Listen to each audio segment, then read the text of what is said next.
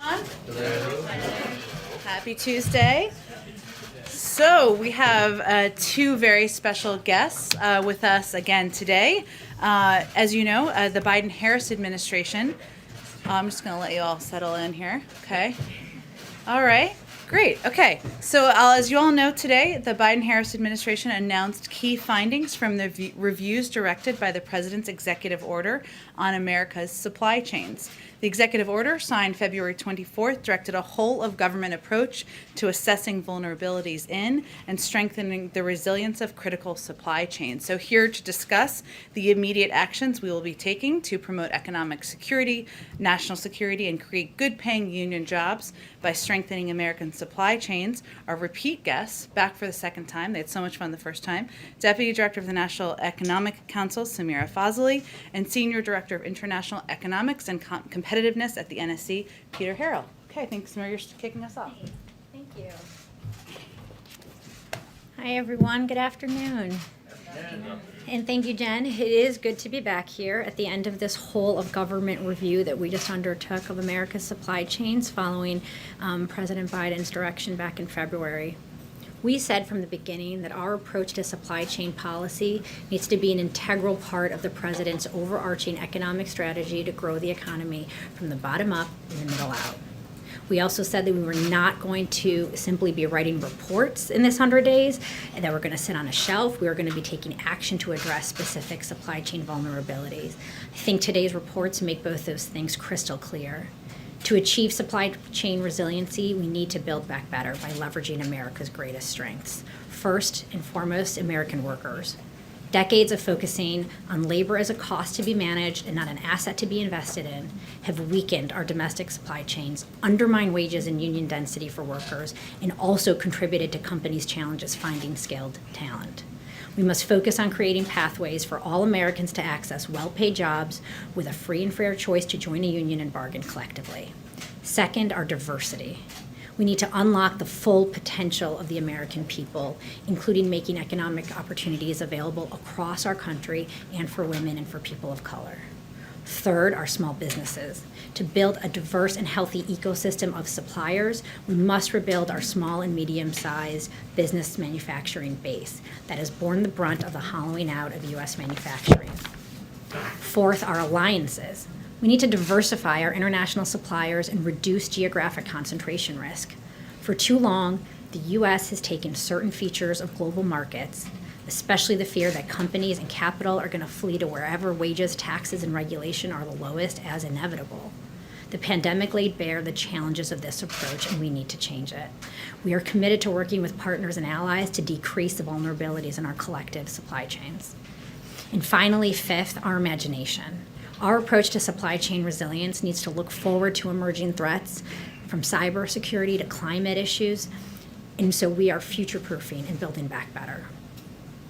Second, it's clear from these reports that we need to take action, and today we made a series of announcements to that effect, including on pharmaceuticals. The Department of Health and Human Services is going to be using its Defense Production Act authority and funding appropriated under the President's American Recovery Plan to invest $60 million in advanced pharmaceutical manufacturing technologies and R&D. On advanced batteries, the Department of Energy will take steps to advance its support for battery research, manufacturing, and processing. This is going to include new rules to ensure that companies that develop new products based on federal R&D funding manufacture those products in the U.S. So what is invented in America can be made in America by America's workers. On critical minerals and materials like lithium and rare earths, that are essential in our fight to combat the climate crisis. We will be announcing a comprehensive strategy that includes both increases in sustainable U.S. production and processing and working with allies and partners to increase sustainable global supply and reduce reliance on geopolitical competitors. Across all of our domestic and international efforts on minerals, we will maintain a commitment to adhere to the highest environmental, labor, and social sustainability standards and support robust community engagement in the process, including tribal consultations here in the U.S. On semiconductors, the Department of Commerce will double down on their ongoing work to convene industry and work with allies and partners to increase transparency, communication, and trust throughout the semiconductor supply chain. Finally, as we move to focus on our one-year reviews, the Department of Agriculture is announcing more than $4 billion in a robust suite of Build Back Better initiatives focused on building a more fair, competitive, distributed, and resilient food supply chain and food system. Third, we need to be nimble and be able to address emerging supply chain issues at the same time as we're continuing this work on these longer supply chain resiliency strategies. And that is why today we are launching a new supply chain disruptions task force to tackle near-term bottlenecks in the semiconductor, home building and construction, transportation, and agriculture and food industries. This task force is going to be led by 3 cabinet secretaries, Secretaries Buttigieg, Raimondo, and Vilsack, and will bring an all-of-government approach to addressing the near-term supply-demand mismatches we are seeing in these sectors as the economy reignites. They will be collaborating closely with industry, labor, and other stakeholders to surface solutions, share best practices, and take actions. And we at the White House are going to be their partners by their side. It's going to be NEC, DPC, CEA, NSC, all of us working with them. Throughout our work on supply chains, we have been heartened to see the bipartisan support for supply chain security and resiliency, including when the President started this review by meeting with a bipartisan group of senators in the Oval Office. We look forward to working with Congress as we move these ideas into action. And before I turn it over to my colleague and friend, Peter Harrell, I want to note that our report's findings reinforce the President's call for making a once-in-a-generation investment in our nation's production and innovation infrastructure. Those investments proposed in the American Jobs Plan and the American Families Plan will strengthen the public systems that connect manufacturing, researchers, workers, and small businesses, and will help unleash the power and ingenuity of the private markets to drive towards national resiliency. Thank you. Peter?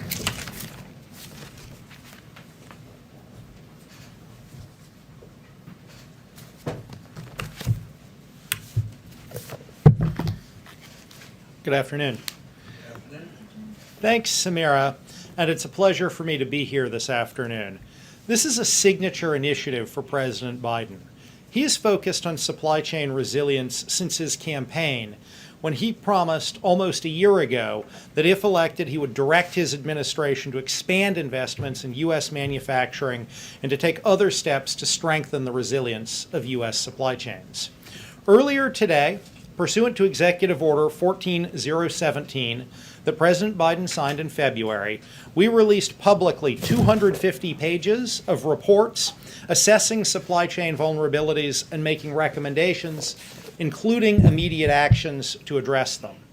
Earlier this morning, National Security Advisor Jake Sullivan and National Economic Council Director Brian Deese convened a meeting of many members of the Cabinet here at the White House in the Roosevelt Room to discuss the recommendations in this report and for the Cabinet members to commit to taking action across the U.S. government to implement those recommendations and other critical steps to address supply chain resilience. While the President's supply chain initiative has identified a number of vulnerabilities, I want to stress that our work has also found that the United States is well positioned to rebuild our productive capacity in key sectors and to strengthen our innovative leadership. We're confident that working together with Congress, industry, labor, and other stakeholders, we can chart a new path that emphasizes resilience, security, broad-based growth, and sustainability. As Samira mentioned, the President and the entire administration welcome the strong bipartisan support that exists on Capitol Hill for strengthening American supply chain resilience. Samira highlighted a number of the domestically focused specific actions that the administration announced earlier today. I want to briefly discuss just a few of the actions that we're taking internationally. As Samira said, America's allies and partners are great strength of our nation, and we must work in partnership with them on supply chain resilience. We're announcing today a commitment from the U.S. Development Finance Corporation to increase high standards overseas investments in U.S. allies and partners and projects that strengthen supply chains. We're also asking the U.S. Export-Import Bank to develop a proposal for a new domestic finance window that would, if approved by Ex-Im's board, provide financing to build manufacturing facilities and infrastructure here in the U.S. that will support U.S. exports of critical products, which will help our allies and partners. We're going to be increasing our diplomatic work with our allies and partners on supply chain security. Supply chain security will feature prominently on the agenda for President Biden's trip to Europe starting later this week, including at the U.S.-EU Leaders Summit scheduled for early next week, and was already a major element of President Biden's summits earlier this spring with key U.S. allies in Asia. We're also recommending that President Biden host a global forum at the head of state level to convene key global leaders to strengthen supply chain cooperation. Finally, we know that as we strengthen cooperation with our allies and partners, we also have to push back against unfair trade practices by competitor nations that have hollowed out the U.S. industrial base and undermine our supply chain security. We're launching a U.S. trade representative-led supply chain trade strike force to identify unfair trade practices that undermine U.S. supply chains and to identify specific trade actions we can bring to combat those practices. We're also asking the Commerce Department to evaluate a Section 232 action on neodymium magnets, which are essential to motors and a range of defense and industrial applications, to identify tools to reduce our foreign dependency. This would demonstrate the type of targeted but tough action we expect the Trade Strike Force to deliver. I want to thank members of the Cabinet and their staff who contributed to these reports and actions. The initiative represents an immense amount of work, and we know we have much more in the weeks and months ahead. We'll be working to implement all of the recommendations summarized in the report and carrying forward the work to a second phase directed by EO 14017, which is already underway and consists of broad studies of the supply chain risks of 6 key industrial-based sectors. Those industrial-based sector supply chain reports will be due next February on the year mark of Executive Order 1417. It's been an honor for all of us to work on this initiative, and I'm sure we'll be talking about it with you regularly as our work goes forward. Thank you, and we look forward to a couple of questions. Okay, go ahead, Phil. Thanks, Jen. I think probably for Samira, kind of flesh out a little bit the Supply Chain Disruptions Task Force. Obviously, you guys believe what's happening right now is transitory, but these mismatches exist. They're creating near-term problems. Do you expect this task force to be coming up with ideas and proposals in real time? Are they reporting at a specific clip? Kind of how do you expect this to work to try and address these things that are problems right now? Yeah. Well, one, I want everyone to remember and recognize that these are kind of good problems to be having. At this time last year, we had bare grocery shelves and we had people going hungry. And thanks to the President's American Rescue Plan, we have people finally able to be out there moving again, visiting families this summer, and going out to eat. So these are good problems to be having and to be working on right now. We're thankful for that, and the success of our COVID vaccination strategy. But I think what you just saw us do right now is a 100-day sprint around 4 products. And when we say we're going to take sprints and take actions, we mean a sprint and we mean action.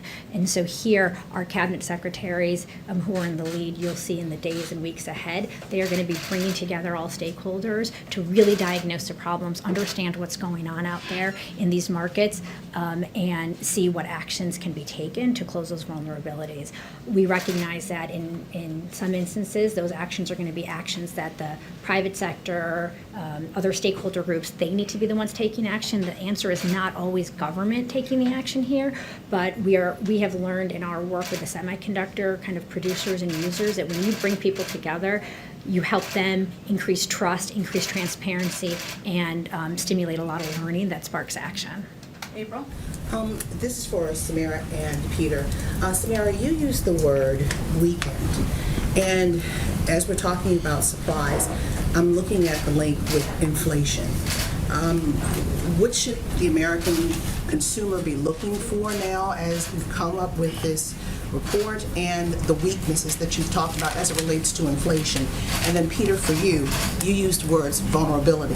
With putting weekend and vulnerability together, there's some kind of economic parallel with this.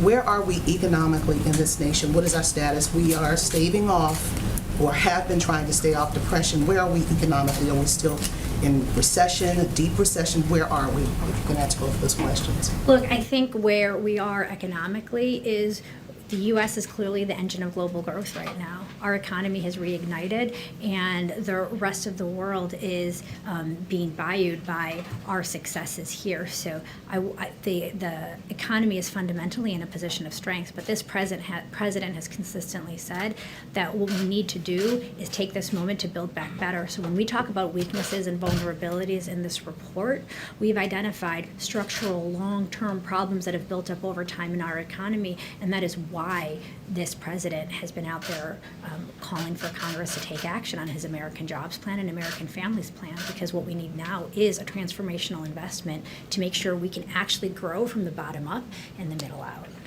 Peter, do you want to, Peter? What about the issue of inflation now? Oh, you know, on these supply chain bottlenecks that we're seeing, some of these price dislocations, these temporary increases in delivery time, we fully expect these bottlenecks to be temporary in nature and to resolve themselves over the next few weeks. Like if again, these are good problems to be having. Demand came back much quicker than even companies expected. I think the success of our vaccination campaign surprised many people, and so they weren't prepared for demand to rebound in this way, but we still expect this to be transitory in nature. We're going to keep an eye on it, but we think it should resolve in the next few months. And the status of where we are economically, recession, staving off depression, deep recession, where are we? And I think Samira addressed that. I just So want she to. said, okay, strength. Okay. Strength. Okay, good.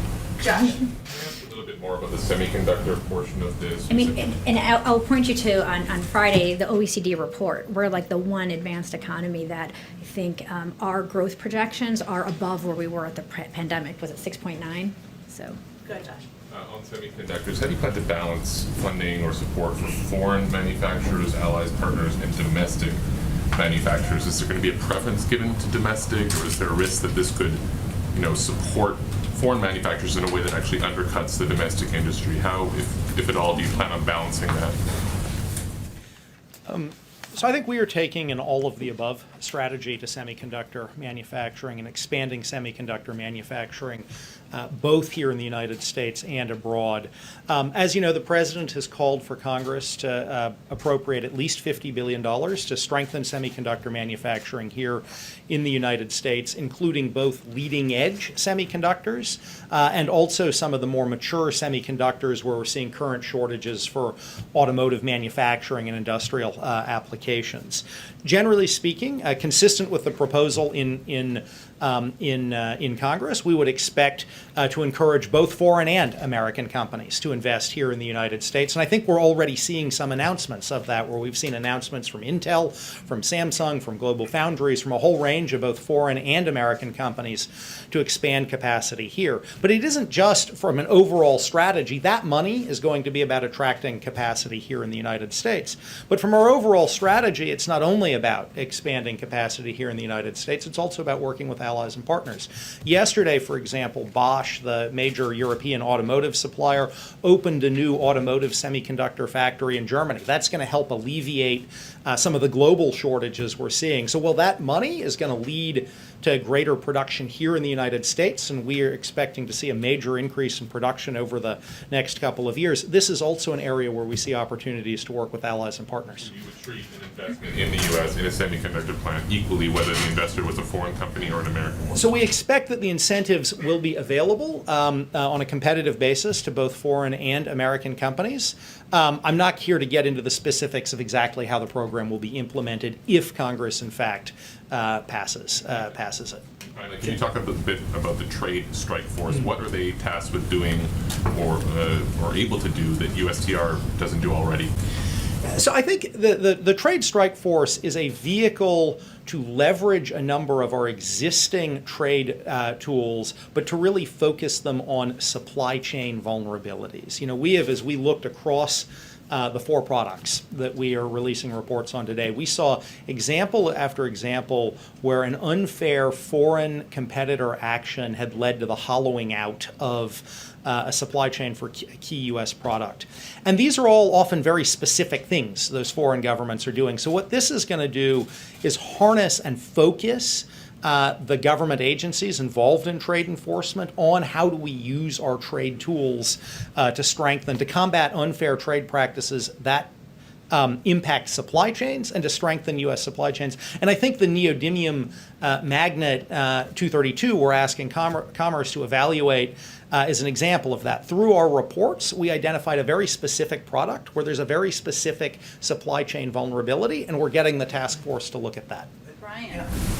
I guess, Peter, the Disruption Task Force, are you all going to be looking at ransomware attacks? And how will you deal with it internationally? On ransomware? Yes. The Disruption Task Force is focused on semiconductors, lumber and construction, or home building and construction materials. It's not going to focus on ransomware and cybersecurity. We have a whole other process in place led by our National Security Council that addresses cybersecurity risks and issues. And internationally, you'll deal with that? How? So I think you saw the other day Deputy National Security Advisor Neuberger talk about some of the steps that the administration is taking to address ransomware. She is leading a process to identify and close vulnerabilities that we face from ransomware. One of the sets of issues we have been looking at in our supply chain review, both on these 4 products and in our year-long industrial base, is cybersecurity risks to our supply chains. Clearly, cybersecurity risks can disrupt supply chains, but Ms. Neuberger is leading the sort of focused response to the ransomware issue. That'll be two different things. Are they working together? I would not say it's siloed. Yeah. We work very closely. I think Peter and I being up here shows you how closely the National Economic Council and National Security Council work together on issues where it makes sense for us to come together. And so on cybersecurity, you have seen us behind the scenes working together to figure out how we can leverage our tools and our convening power to have a whole government response repeatedly. Okay, last one right in the middle. Go ahead. Will Right, the, yeah, go ahead, sorry. will the administration work on unbundling large contracts to ensure that Black-owned companies can compete for them? No. So we are very focused on trying to make sure that our Build Back Better agenda, sorry, it's hard to see. Is it okay if I stand here? Sure. To be able to look? Yeah, I relate. I relate.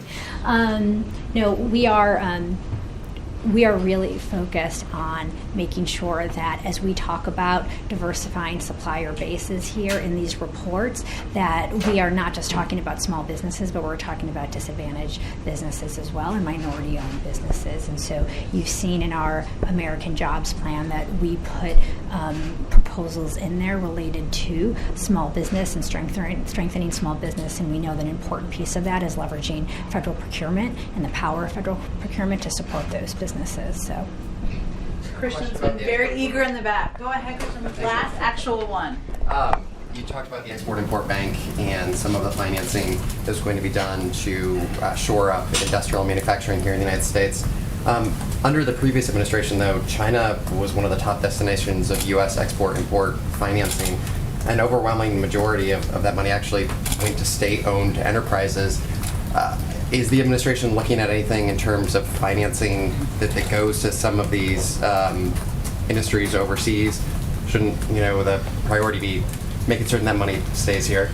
So that's actually exactly the proposal we're asking the Export-Import Bank's board to evaluate, is a new window that would foster direct Ex-Im Bank financing for the construction of manufacturing and infrastructure here in the United States. Obviously, they have a long-standing set of programs that finance the export of products made in the United States to foreign buyers. But actually, it's exactly what we're asking them to look at as ways to expand the financing for construction and investment here in the U.S. Thank you both so much for joining us. Appreciate it. Always welcome. Thank you. We love to talk about supply chains here. Thank you. Okay.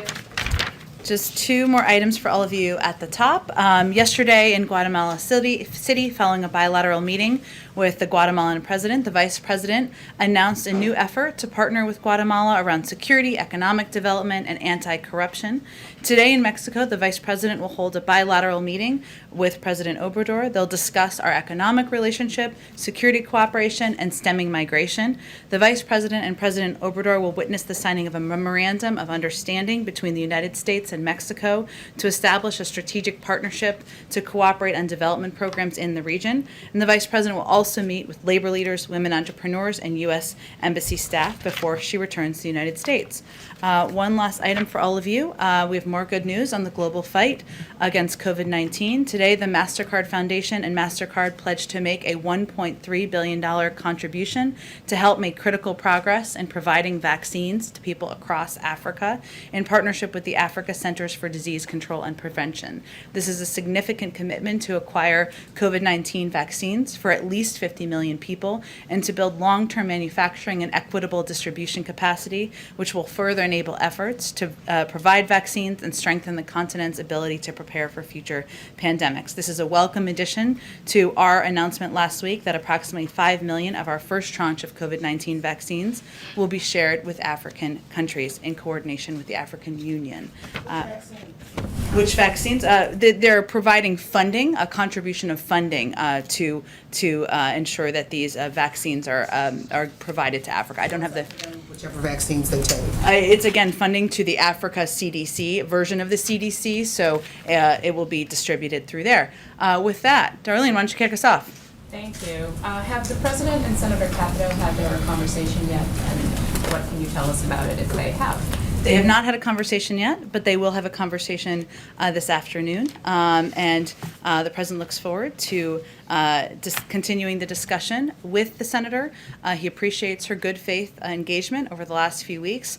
I would reiterate, as was noted in the statement we put out last week, that while the President came down by quite a bit in his proposal, from his initial proposal on the American Jobs Plan, the latest offer that we had seen from Senator Capito's group did not meet the essential needs of our country to restore roads and bridges, prepare us for a clean energy future, and create jobs. So today they'll have a discussion about what more there is to discuss, I guess, and what the path looks like forward. I will also note that the President will also speak with other senators this afternoon, still finalizing who those will be, and we'll have readouts of that as well, who have been engaged in discussions about a bipartisan infrastructure proposal, engaged with each other, so he'll have those discussions as well. Expect we'll have a readout, as I noted. We're encouraged by these discussions and see them as an additional viable path forward. And he'll ask members of his jobs cabinet, or he's already asked them, I should say, to remain engaged in the days ahead, the period of time when he's on his foreign trip, although, of course, he'll remain engaged from there as well, with all members who are interested in working together on making a historic investment in infrastructure. And just third piece I would note, Darlene, as we're kind of since you asked about the President engagement, he's also going to stay closely engaged with Democratic leadership about the path forward, especially in light of the markup on the surface transportation bill happening tomorrow in the House and the interest by Speaker Pelosi, Leader Schumer, and other leaders in Congress on moving forward, and certainly an interest in doing that. Finally, last thing I would note is the expected passage later today of the U.S. Innovation and Competitiveness Act in the Senate this afternoon, which is a down payment on the President's proposed investment in R&D to make us more competitive,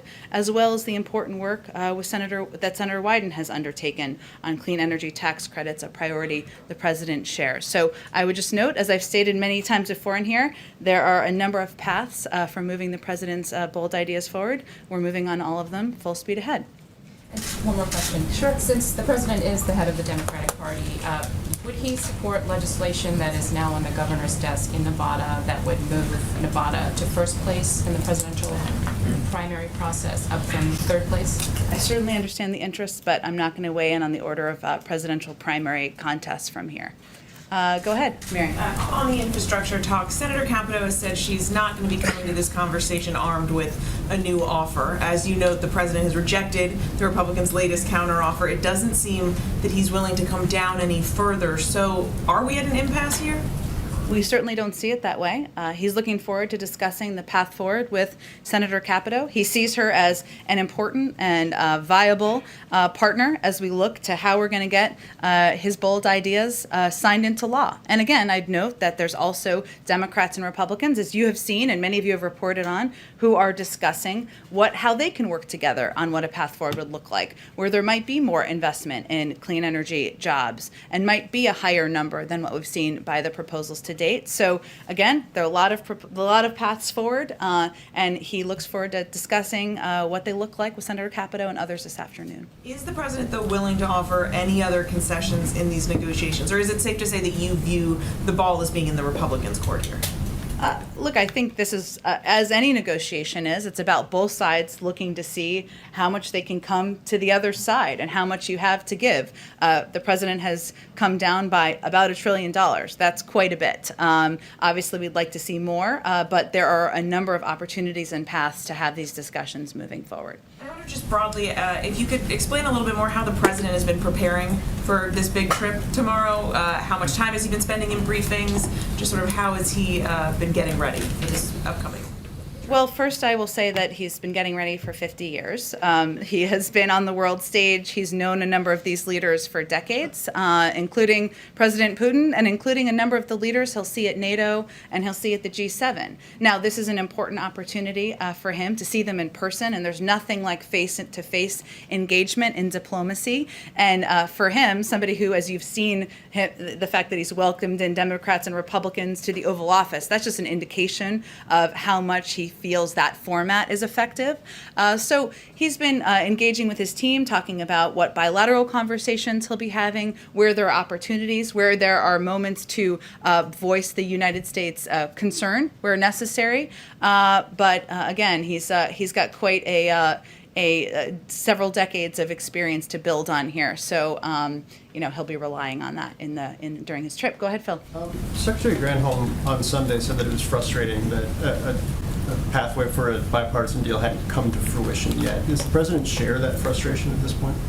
Well, I would say the president has a benefit of 36 years in the Senate, where he has seen that the sausage making is messy. It takes time. There are ups and downs in the roller coaster. We're right in the middle of the sausage making right now. And the president's view is that it's a good sign that there are several viable paths forward, that we are having good faith conversations, of course, with Democrats and our Democratic colleagues and partners, but also with a number of Republicans. That's a good sign. At the same time, the House is moving forward with marking up key components of the American Jobs Plan. So the fact is, this train is moving on several tracks. That's how we know these larger packages, larger proposals often move forward, and we're encouraged by the variety of options. And along the lines of the sausage making, given the scale of the president's ambitions with the proposals he's put on the table, is the real reason that he's still in bipartisan negotiations right now because moderate Democrats are saying we need to stay in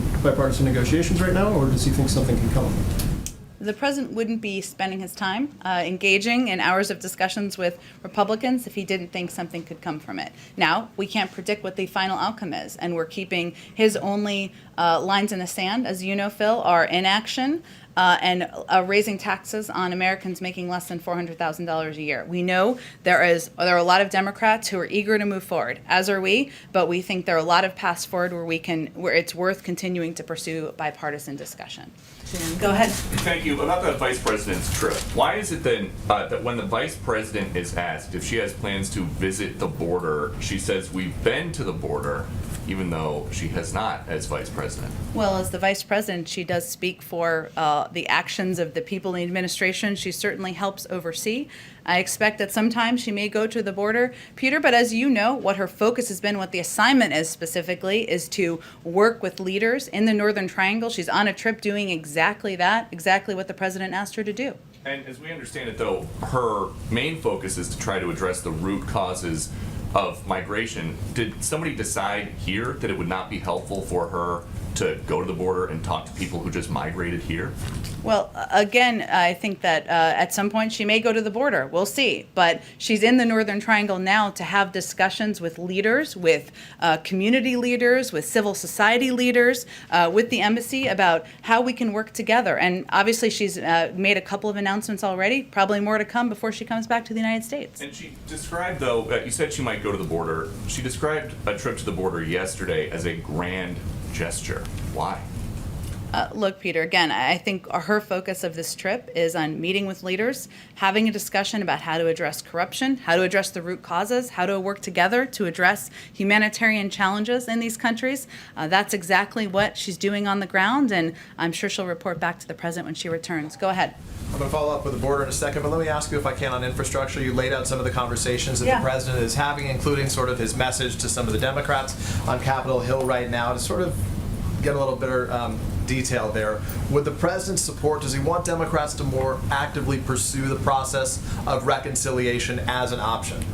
Well, Peter, I would say that the Democrats are already moving forward on marking up components of the bill. And Democratic leadership has been clear that they want to move forward on infrastructure and making a historic investment in infrastructure. There'll be a discussion about the mechanics of that, over the course of the coming days, and we'll have more to read out once those discussions have been had. So we can't, in terms of like the time frame for those decisions to be made, obviously the message to Democrats is keep going and we might need you. Well, look, I think to be clear, the president's always going to continue to pursue opportunity to work with Republicans, regardless of what mechanics are moving forward in the House.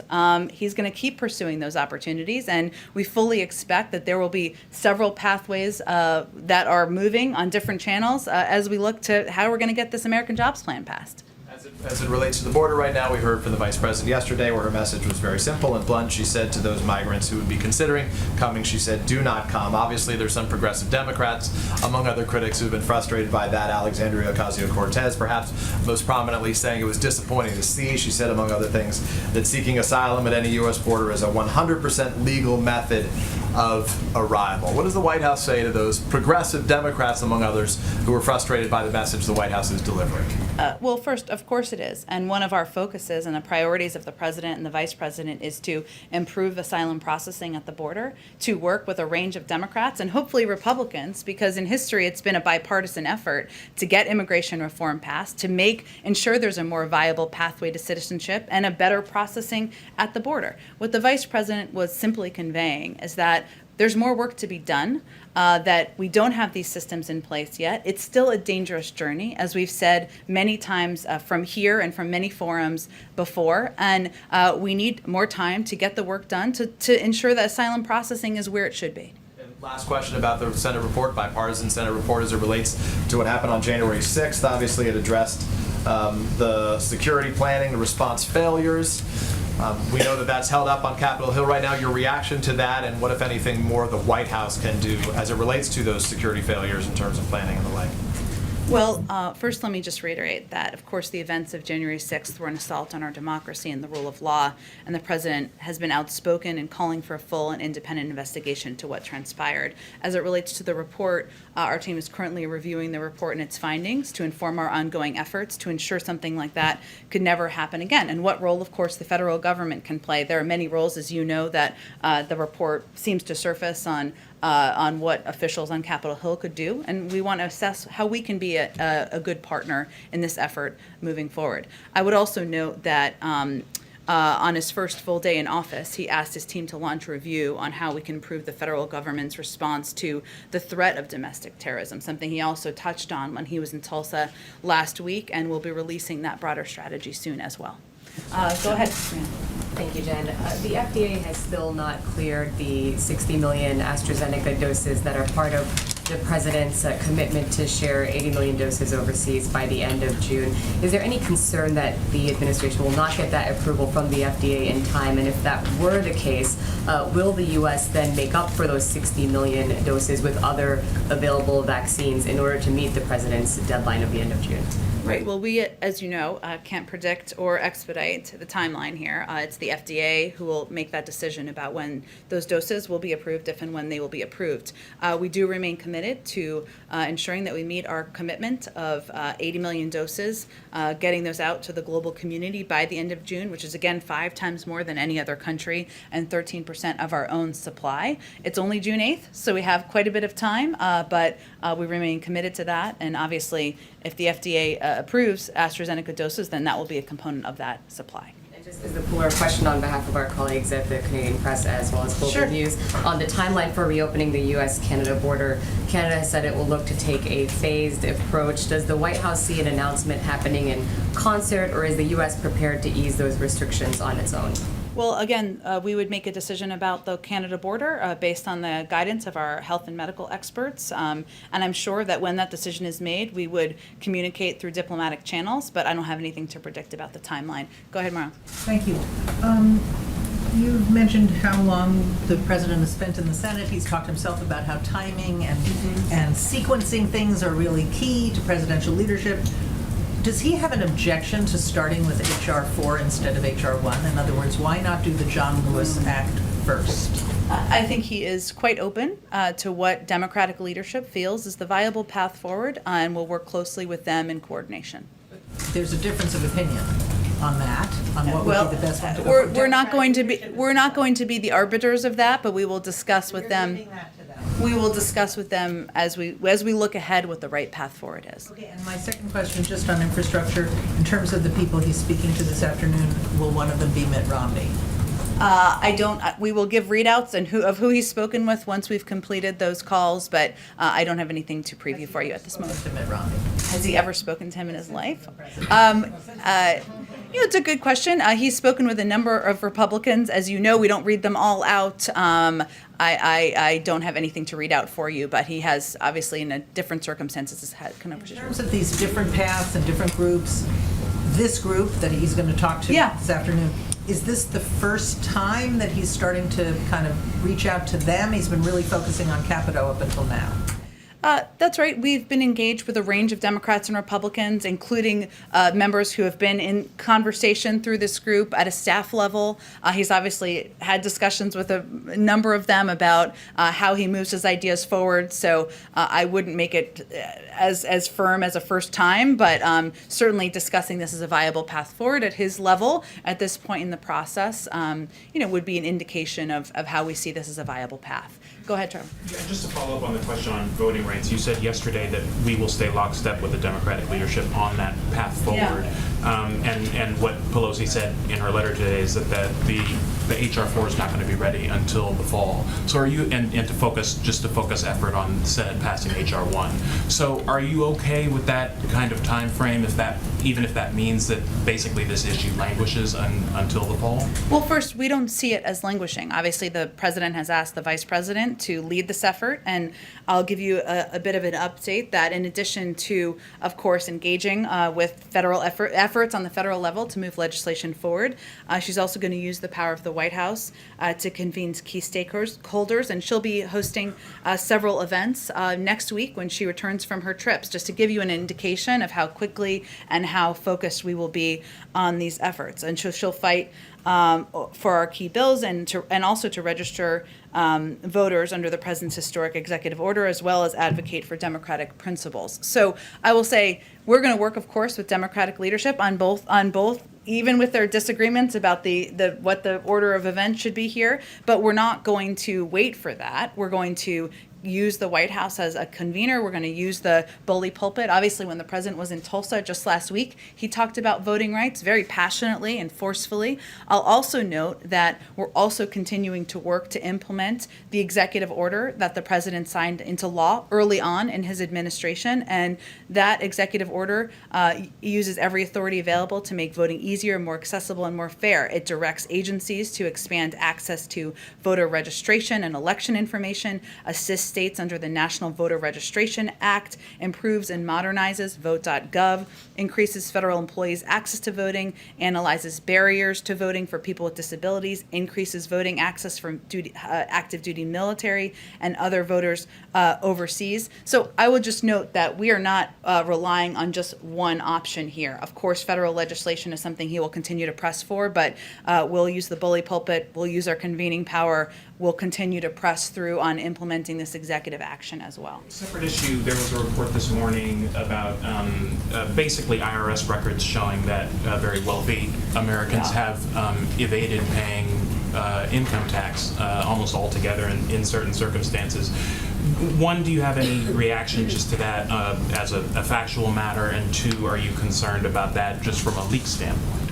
Well, let me take the second part first because I think that's important. Any unauthorized disclosure of confidential government information by a person with access is illegal and we take this very seriously. The IRS commissioner said today that they are taking all appropriate measures, including referring the matter to investigators, and Treasury and the IRS are referring the matter to the Office of the Inspector General, the Treasury Inspector General for Tax Administration, the FBI, and the U.S. Attorney's Office for the District of Columbia, all of whom have independent authority to investigate. So obviously we take it very seriously. I'm not going to comment on specific unauthorized disclosures of confidential government information.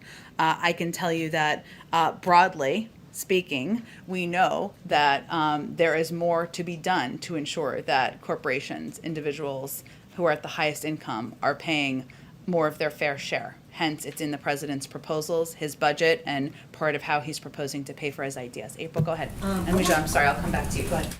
I want to follow back up on voting rights, or matters of voting rights. Sure. This president has based his administration on equity and equality. And now the issue of voting rights is in our face. We are voting without the full protections of the 1965 Voting Rights Act because of Shelby v. Holder, but it's also unraveling because of states. And the person that seems to be holding it up is Joe Manchin. Is the president planning to specifically speak with him about voting rights, not including it with infrastructure or anything? Is he planning on speaking with him specifically on voting rights, particularly after this morning's virtual meeting with civil rights leaders who say the conversation will continue? Well, first let me say that it was encouraging to see Senator Manchin meeting with civil rights groups today. The meeting shows that both are serious and recognize the importance of the issue. We certainly know the seriousness that many civil rights groups take with voting rights and the importance of moving this forward. And as indicated in both of their readouts, as you said, April, they will continue the discussion. I would certainly expect that when the president has a conversation with Senator Manchin the next time, they'll talk about voting rights. But often when he speaks with members, he talks about a range of issues, some where you work together, some where you disagree.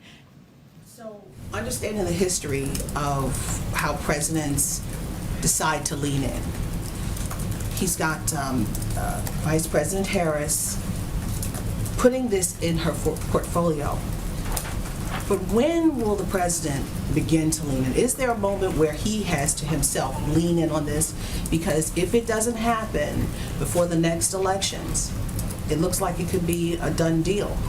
Well, April, you were with the president in Tulsa last week, right? You heard how passionately he spoke about voting rights, how central this is to how he views his presidency, his leadership, the future of our democracy. I mean, that was central to the message he delivered in a speech that was widely covered, that was reflecting on a moment in history that hasn't been given the attention that it certainly deserves. I certainly would not say we're waiting. As I noted, we're going to continue to press for federal action, to move forward on a bill that the president would love to sign into law.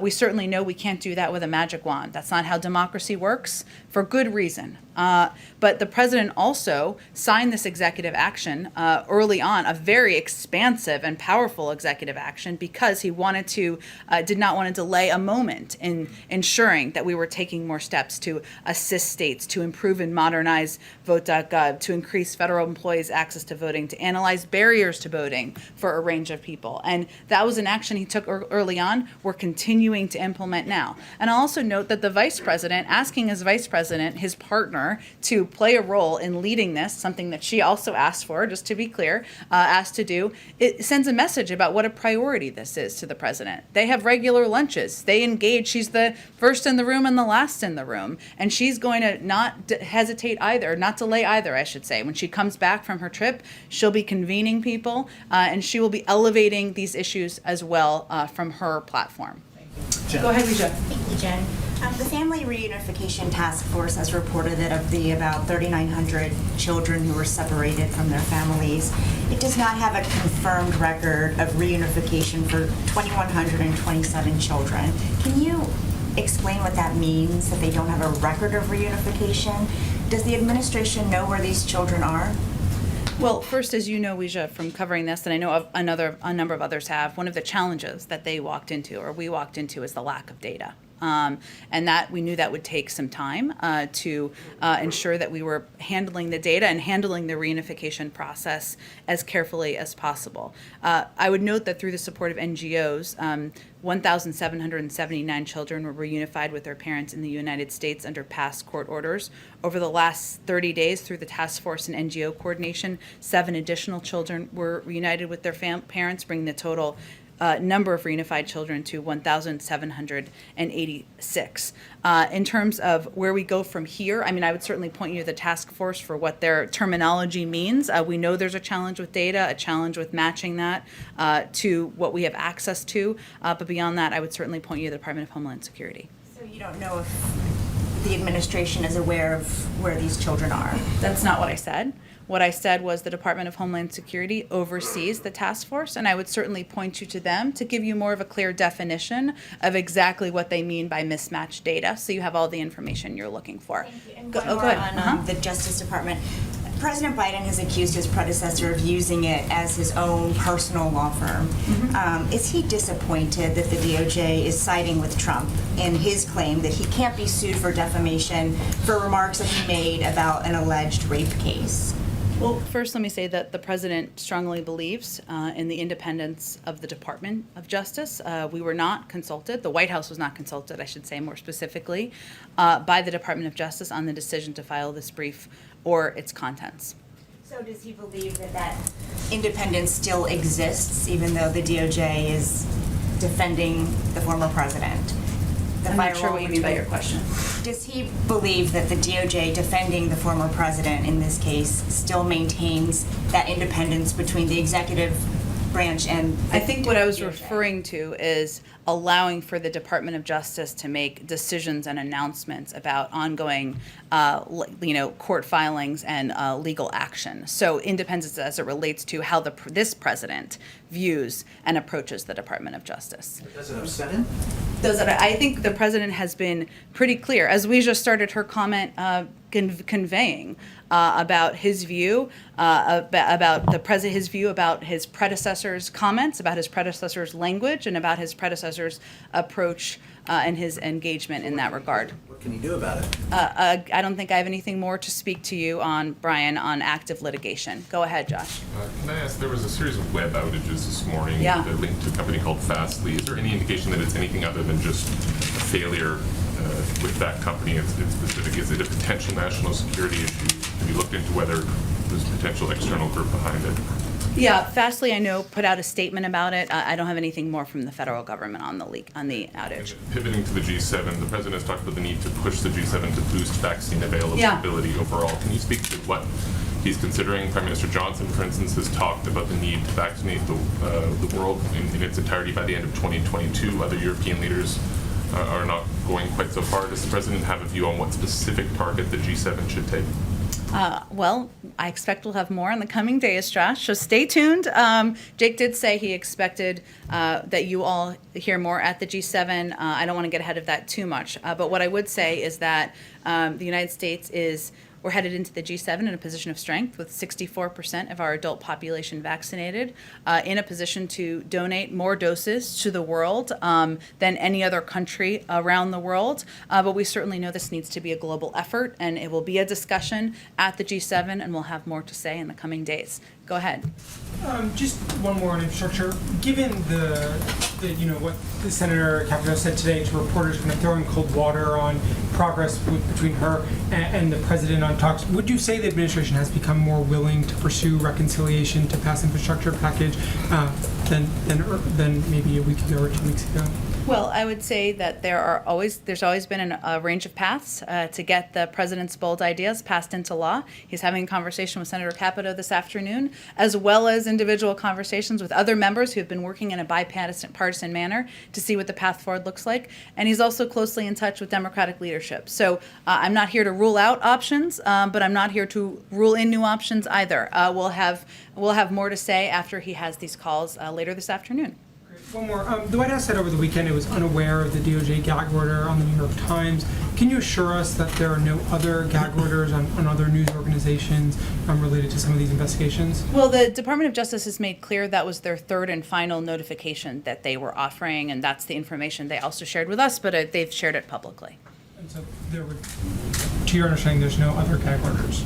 They indicated that this was their last effort, their last notification that they needed to offer. Go ahead. Thanks. So I have a question that's about little infrastructure, little climate. Senator Sheldon Whitehouse was tweeting yesterday saying that he was anxious about the future of climate-related legislation, and he said climate has fallen out of the infrastructure discussion. As it took its bipartisanship detour, it may not return. Then he went on to say, I don't see the preparatory work for a close Senate climate vote taking place in the administration. Has the White House reached out to the senator, and also does he have cause for concern on the future of climate-based legislation? Well, I promise you we are certainly in touch with his team, and perhaps even on an individual basis as well, but I don't have anything to read out for you. But I can just tell you that we are in close touch with nearly every member of Congress who is working on this legislation moving forward. I will say that what I would point out to you is that one of the pieces we conveyed when we put out a statement last week about how the president could not accept the offer that was put out by Senator Capito and her group, even though those conversations are happening in good faith, was the fact that it didn't do enough to invest in our clean energy future. And there are areas of effort that are moving forward. I mentioned Senator Wyden's effort to move forward on clean energy tax credits. The president views this bill as a jobs bill. He also believes it's a clean energy jobs bill, and it has an opportunity to invest in industries of the future. So certainly it is close to his heart. It remains an area he's committed to, and one he will continue to fight for as we have these discussions moving forward. And then I just had another on the vice president visiting the border or not visiting the border. Republicans and conservatives are, going crazy on Twitter, sending pictures, worked up. sending video of her interview with Lester Holt, saying I've not been to Europe either. Does the president think there is a scenario in which she should visit the border, and also the mounting criticism from conservatives? Would that ever factor into a decision to send her down there? I mean, don't they have a point that if she has this task in front of her, should she not see the end cause as well as the root cause of migration? Well, first, as I said to Peter, at some point she may go to the border. I don't have any trips to preview for you or predict or a timeline for that. But what I would reiterate is that her assignment was to work with countries and leaders in the Northern Triangle to address root causes, address corruption, ensure we're working together to address humanitarian concerns. I will say we're not taking advice from former President Trump or most of the Republicans who are criticizing us on this, given they were all sitting there while we created this problem we walked into, both at the border and with the movement of migration that has been growing over the last year. So we're not taking our guidance and advice from them, but if it is constructive and it moves the ball forward for her to visit the border, she certainly may do that. Go ahead. Yeah, I have two questions on infrastructure. You said the White House is moving ahead on all three paths on infrastructure, including the third path, which was listening to other lawmakers who have ideas. I believe that's how you characterize it. I'm just trying to clarify, and this was asked a little bit earlier. I mean, are you referring to the bipartisan group that consists of Senators Manchin, Sinema, Romney, and Portman? And if current talks with Senator Capito and her group don't progress, is there a point when you stop negotiating with that group in favor of this other group of Republicans and Democrats? Is that how you see it working? Well, I would say we'll leave it to them to determine what groups they may or may not want to join, but it's not a closed group. We would welcome anyone who wants to join that group and be a part of these discussions moving forward, and we'll see where it heads. Members of the press, I'll leave it to them to determine. I think you have to be an elected member of the Senate, so unless that's your pathway moving forward. You are engaging with them, though, already? Yeah. Okay. And then my second question is, what specific proposals did the White House agree to bring down or eliminate in its latest infrastructure counteroffer that reduced the cost from $1.7 trillion to $1 trillion in new spending? Does funding for caregiving remain in the president's latest offer? And if it does, I mean, is it still the $400 billion price tag? Caregiving remains a huge priority, investing in caregiving to the president. I'm not going to outline any more specific details other than to convey that it's an area he continues to fight for, to advocate for, and one that he'd like to be signed into law as part of a package moving forward. But does that mean it's not part of what you're negotiating right now with Republicans? No, that's not what I said. I don't have any more details to outline for you. Go ahead. Yes, Jen. Sorry. Oh, we'll go to you next. The chief of Russia's space agency is threatening to pull out of the International Space Station unless the United States lifts sanctions against two companies that are related to the space station. What's the White House response to that? It's a really interesting question. I didn't know much about it before you asked this question, so I'll probably have to talk to our national security team. I will say that working together on issues of space and issues related to space is one area we have worked together historically with the Russians on, and I'd have to dig more into what those sanctions are for. I'm not aware of a consideration of that, but I'll check with our national security team. Go ahead, Yamiche. Thanks so much, Jen. A follow-up to Leja's question. In 4 months, the Family Reunification Task Force has reunited about 36 families. Yeah. I'm wondering what the White House makes, what the president makes of the ACLU saying it hopes the government increases that pace. Does the president want to see this go faster? Are there any explanations for maybe why it needs to go slower? We certainly do, as I think any member of the Family Reunification Task Force would want to as well. And one of the challenges has been what we walked into, which was a lack of data or tracking for a number of these kids that were separated from their parents when they came across the border over the last few years. That's a huge data challenge. We're not going to reconnect them with families where it's not properly verified, right? Because we know there's a history over the last several years of, kids being connected with individuals who had malintent. So that's a factor, Yamiche. We wish, of course, everybody wants it to go faster. Everybody wants, in this administration, everybody wants these kids to be reunified with their family members and with verified family members. But, we're working with a challenging issue related to data that we knew would be the case from the beginning. That pace is going to be the pace, or do you think it will get quicker? I would certainly point to them, the members of the task force and the Department of Homeland Security, who are much more in depth about where the status is, where the challenges are, and what the holdups are, and we can certainly invite one of them to come and speak to you at the appropriate time as well. I know there's the COVID task force, but in some ways, when you look at southern states, they are lagging particularly when it comes to vaccination rates. I wonder if the president has any sort of plan specifically targeted to southern states, and whether or not that will impact whether or not he moves back the 70% goal that he set for July 4th. Well, Yamiche, you're right that there are different age groups, there are different demographic groups, there are different geographic groups in the country where we haven't seen the pace as fast as others. So while it's very high, the vaccination rate at this point among seniors, and even pretty high, over 70% for people 40 and older, still young, I will note, it is not where it needs to be. And people under 40 and certain states around the country. What we're trying to do, what we just launched this past weekend, is this massive 1-month campaign to incentivize, right? People getting vaccinated. We're working with the private sector. We're going to barbershops. We're working with, donuts and beer and all sorts of incentives to get young people and people vaccinated who have been either hesitant, resistant, or just didn't want to take the step to get vaccinated. We're going to continue charging through the finish line in pursuit of our 70% goal. We've seen 13 states meet that goal. It's ultimately up to some these states and some individuals to get vaccinated to meet it in a state-by-state basis. And one last question. There are some progressives who are calling Joe Manchin, Senator Manchin, the new Mitch McConnell, saying he's an obstructionist, saying that he's standing in the way of the Biden agenda. I wonder what the president makes of that. Is he worried about progressive alienating Senator Manchin, or does he agree with some of the things that they're saying about standing in the way of his agenda? Look, I think we're going to leave the name calling to others. The president considers Senator Manchin a friend. He disagrees with him on voting rights and the bill that the senator has expressed he won't support. The president will continue to advocate for the importance of that moving forward and the reasons why, that it's important and vital for our democracy. But we'll continue to seek ways we can work with Senator Manchin even while we have areas of disagreement.